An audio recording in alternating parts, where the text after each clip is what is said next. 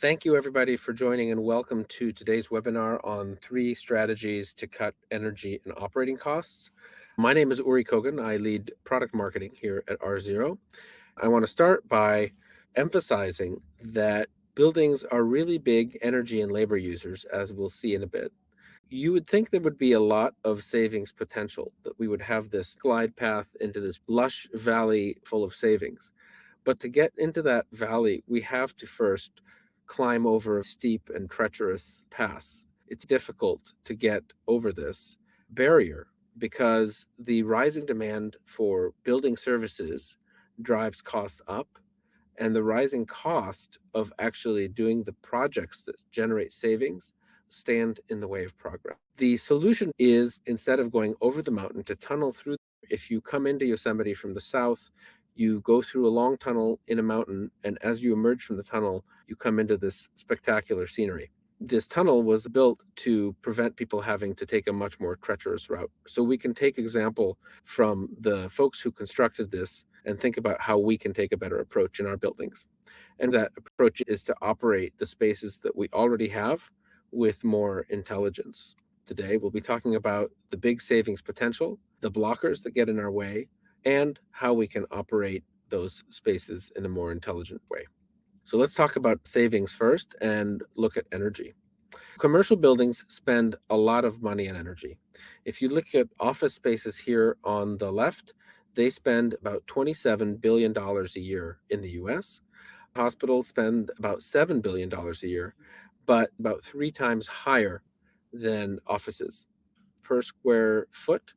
And if we look at the spend per building and per square foot, we still see it's really high and there's a lot of savings potential.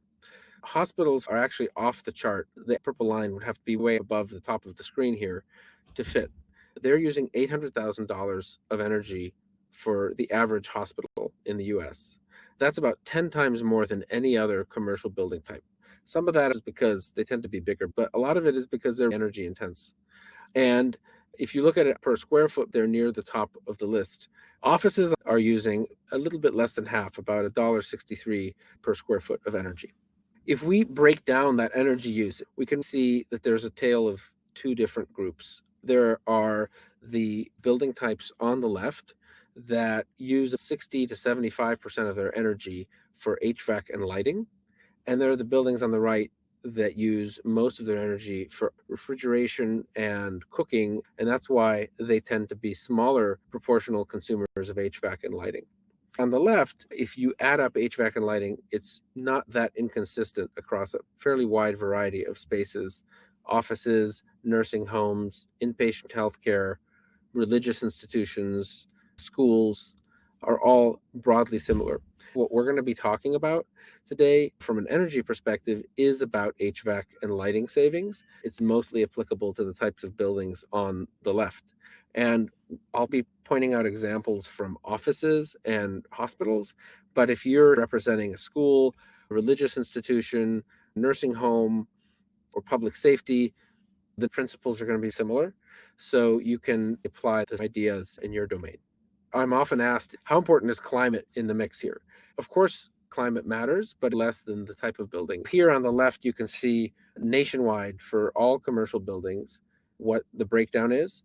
And if you look then from the left to right, coldest to warmest climate, you can see that the top of the colored lines are all roughly 70 to 74% energy use in HVAC and lighting. That's the story of energy. Let's talk about operating costs and productivity. If you are able to analyze and optimize how you use your space over time, you're able to right size how much space you have and the types of space that you have to align those to worker demand. On a more immediate basis, if you have intelligence on what people are doing in your space right now, you can actually change how people use it and ensure that they're using it more effectively. For example, somebody might want to book a phone booth or a desk, and as soon as it becomes available, an occupancy sensor tells you no one's there, it can notify that person on a wait list to reserve that space. Optimizing daily cleaning services is another example. Certain workflows are happening in your building, and if you have daily occupancy data, you can drive decisions around where you're spending your time cleaning or disinfecting. That can be cleaning only what's been used. It can be printing out maps or giving an app to the cleaning crew so they know where they need to spend their time each day. It can also be for tracking compliance to ensure that people actually spend the 5 or 10 or 17 or 25 minutes that you expect in each space. And if you have ultraviolet disinfection, also validate that's happening as well. All of those examples improve productivity and workflows in your building to drive up cost efficiency and productivity. But what are the things that stand in the way? The three big things that drive the high cost of savings are rising cost of energy, rising cost of HVAC systems and labor, and the rising demand for higher indoor air quality. Let's talk about electricity prices first.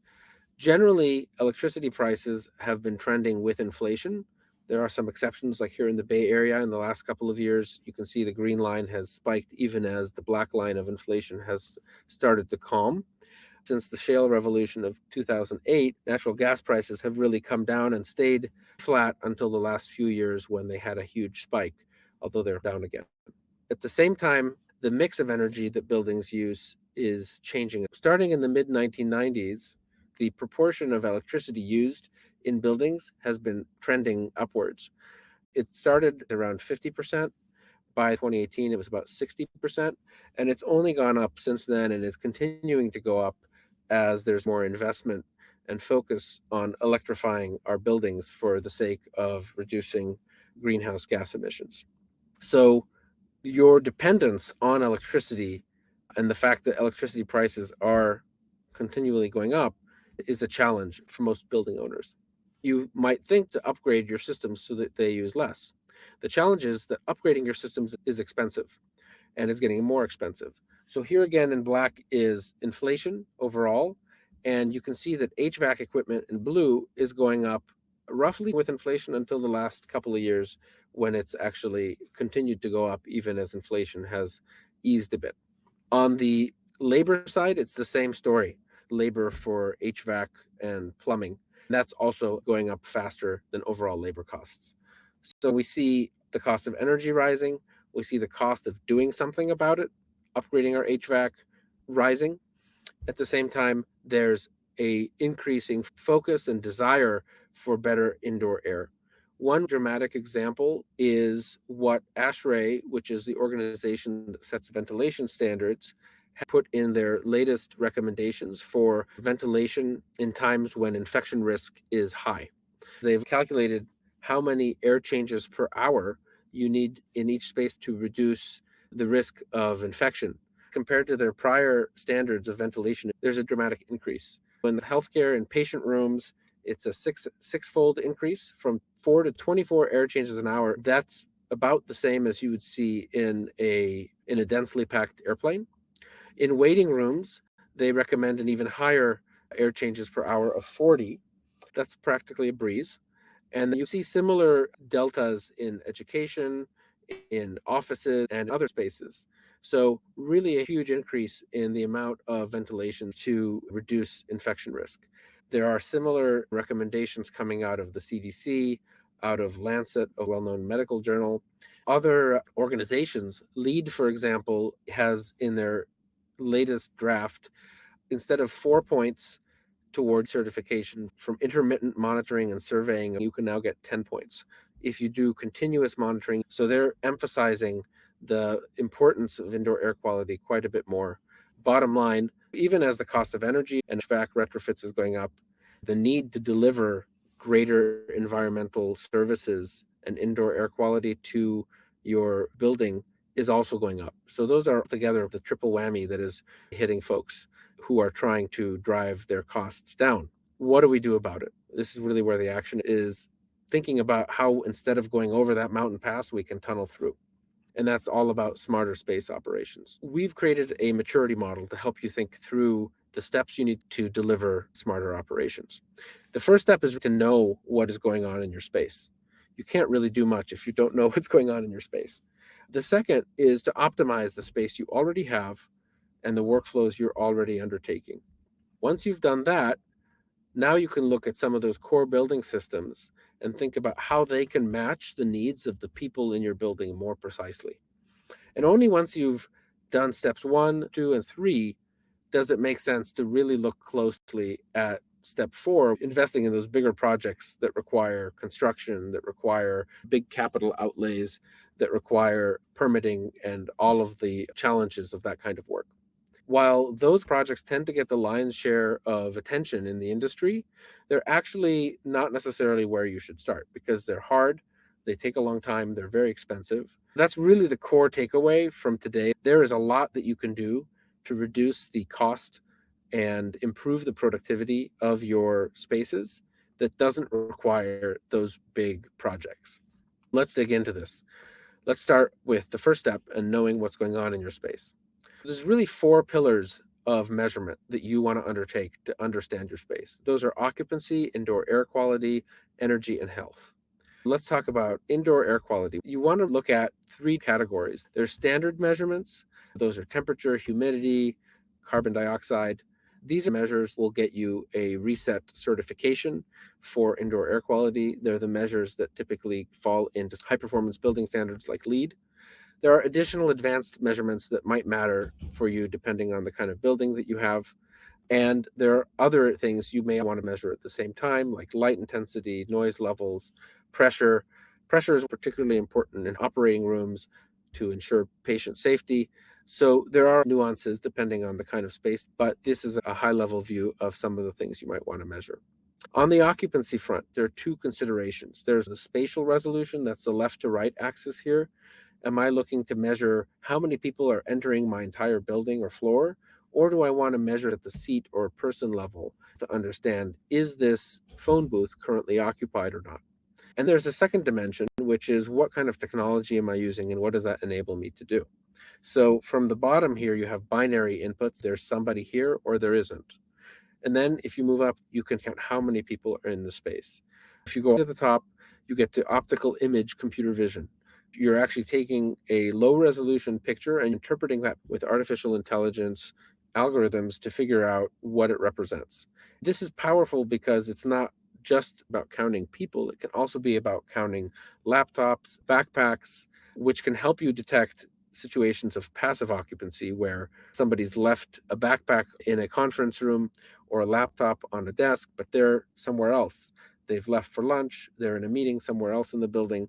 That's a space that really is being underutilized. If you know that, you're in a position to do something. In a healthcare context, these could be detecting if somebody is washing their hands. Every time they come into the patient room, are they spending 30 seconds or more at the sink? It could be looking in the operating room to ensure that a surgical tray is continuously under a UV light to disinfect it throughout the surgery. So there are different use cases that you can train algorithms to detect that depend on what you're trying to learn and manage with that data. One note is that these technologies, certainly what we sell, is completely private. You're getting a low resolution image and you're using it on the device to detect and determine if a backpack is there, etc. It's not sending any of the image data to the cloud. There's no risk of invading anyone's privacy or misuse of that kind of information.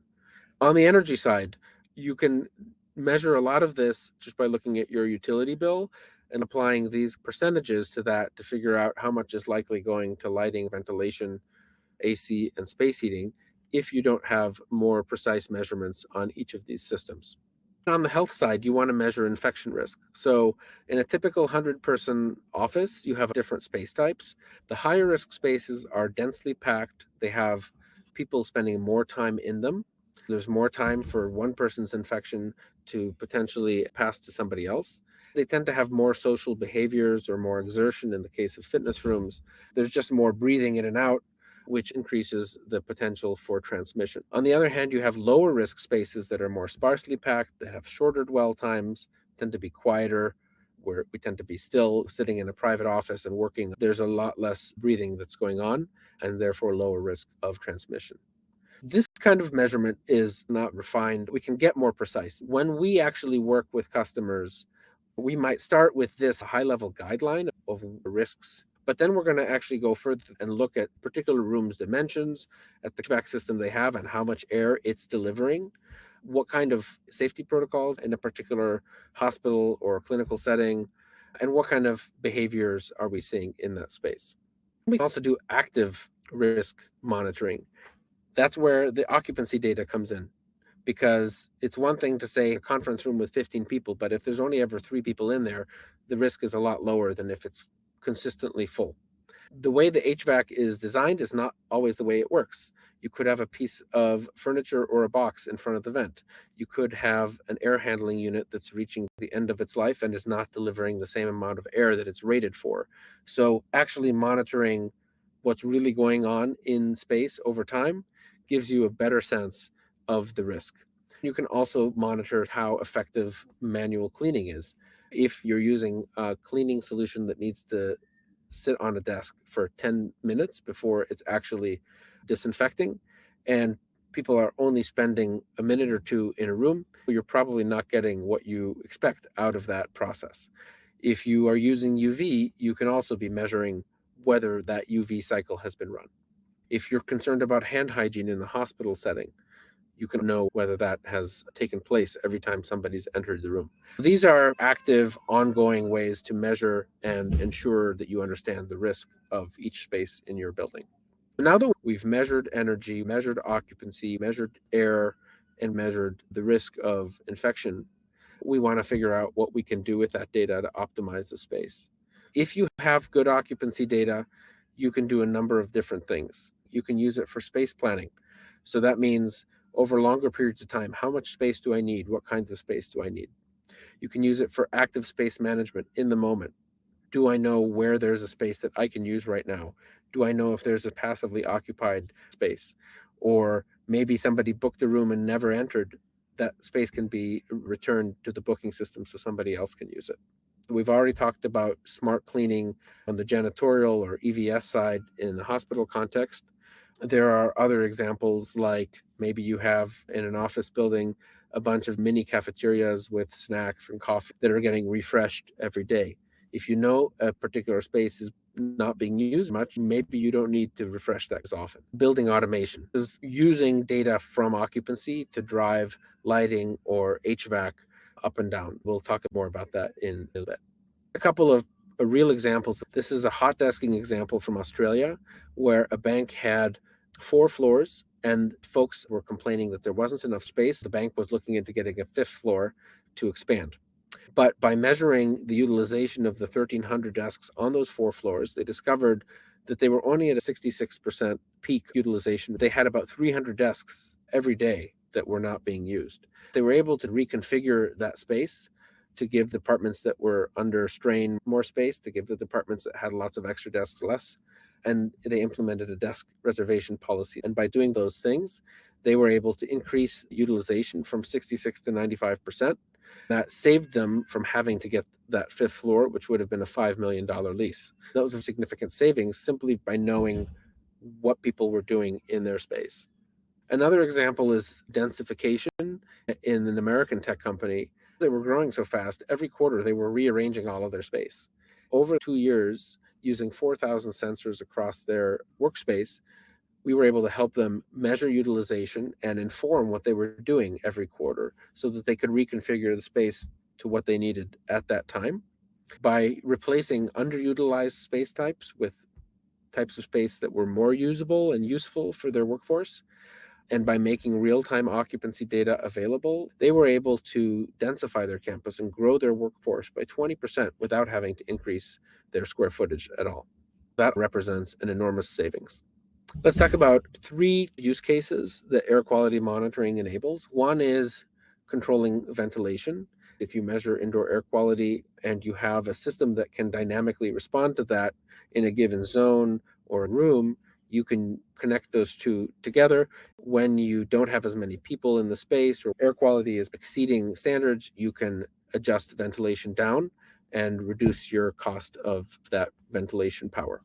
Another is measurement and verification for companies that want to get LEED certified or get a reset certification for air quality.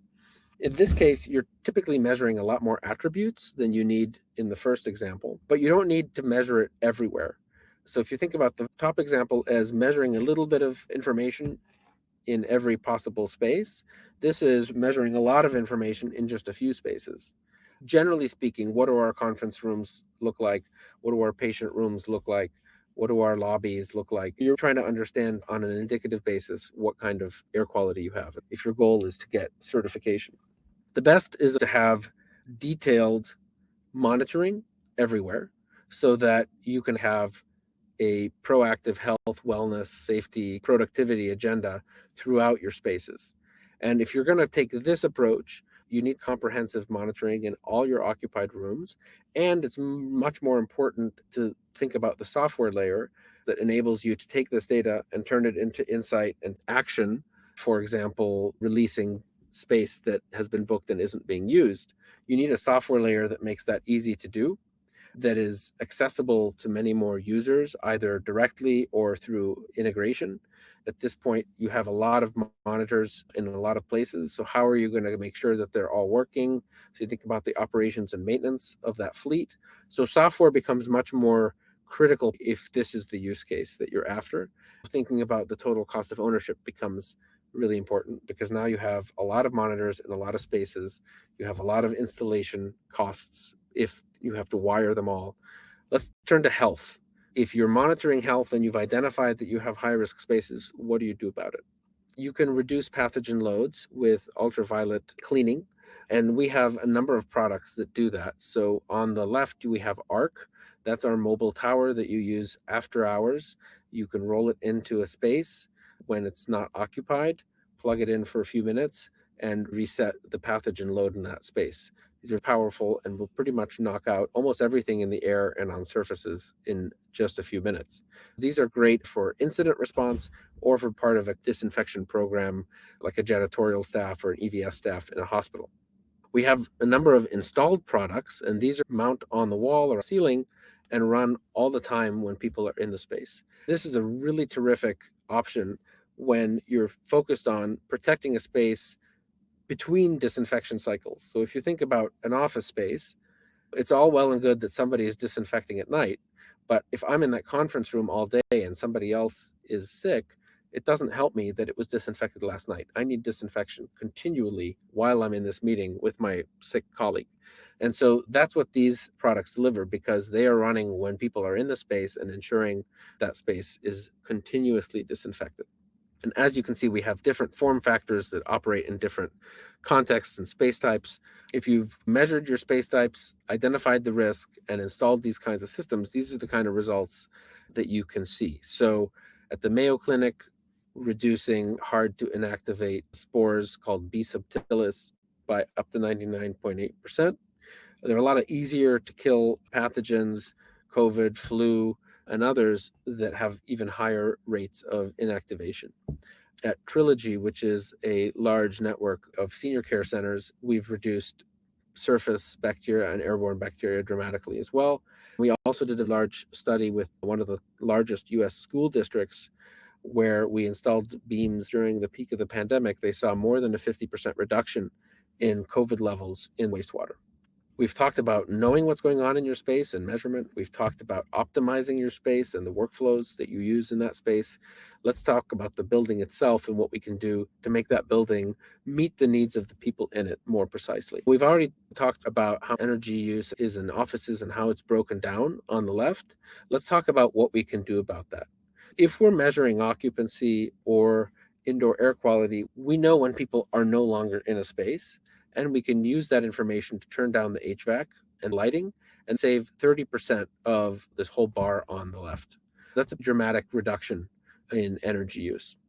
Where we have higher infection risk, we can supplement the HVAC with ultraviolet disinfection, like our Beam product, which is continuous disinfection of air, and increase clean airflow, but not have to use the HVAC to do that.